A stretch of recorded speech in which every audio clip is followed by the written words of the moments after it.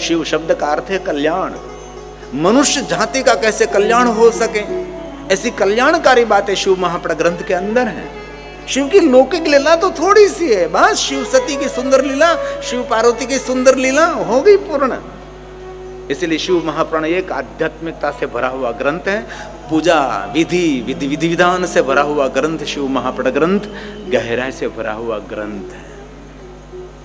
इसलिए आप सब भगवान महादेव की कथा का श्रवण कर रहे हैं। और सुत पुराण जी ने प्रयाग तीर्थ में कहा लिंग प्राधान्यता स्थाप्यम, जहां भगवान महादेव का शिवलिंग है वो प्रधान स्थान है। बैरम तो गौणकम, बैर का अर्थ है मूर्ति, वो गौण है। जहां शिवलिंग है लिंग भावे न तत्क्षेत्रम, जहां शिवलिंग है वहां विश्व के सभी देवी देवता वहां विराजते हैं। सबेरमपि सर्वत्र, इसलिए पहले भी हमने कहा है कि जहां शिवलिंग विराजते हैं वहां तीर्थ देवी देवता सब वहां विराजते हैं। और हमारी पहली परंपरा निराकार उपासना शिवलिंग की परंपरा है।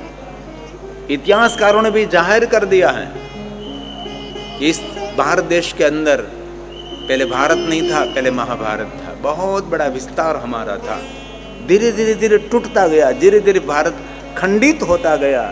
अखंड भारत की हम कल्पना करते हैं जो चाणक्य ने की थी। दूर दूर तक फैला हुआ देश था। और इतिहासकारों ने कहा हम कोई मूर्ति की पूजा नहीं करते थे। और कई लोग हम लोगों को मूर्ति पूजक कहकर अपमान करते हैं, लेकिन सनातनी परंपरा हमारी मूर्ति पूजा नहीं है। हमारी सनातनी परंपरा निराकार की उपासना है। आकार तो हमारा आधार है, निराकार की और यात्रा करने के लिए है। इसलिए लाखों साल प्राचीन आपको भगवान शिव जी के शिवालय मिलेंगे, शिवलिंग मिलेंगे, मूर्ति नहीं। हजारों साल मूर्ति मिलेगी, लेकिन आदि बहुत प्राचीन तो शिव मिलेंगे आपको। क्योंकि मूर्ति पूजा जो हमारे भारत देश के सनातन के हो तो पूरे भारत में मूर्ति एक समान होनी चाहिए। देखिए नहीं, दक्षिण भारत में देखो तो मूर्ति के रूप रंग सब कुछ अलग हैं। बंगाल की ओर जाओ तो मूर्ति रूप रंग अलग हैं, गुजरात की ओर आओ अलग हैं, और कहीं उत्तर भारत में जाओ तो वहां भी मूर्ति पूजा रूप रंग गणवेश अलग हैं। क्यों? हम मूर्ति पूजक नहीं है। जिनके मन में जो कल्पना उठी इस देवताओं के सब ने मूर्ति निर्माण किया और मूर्ति पूजा का प्रारंभ हुआ।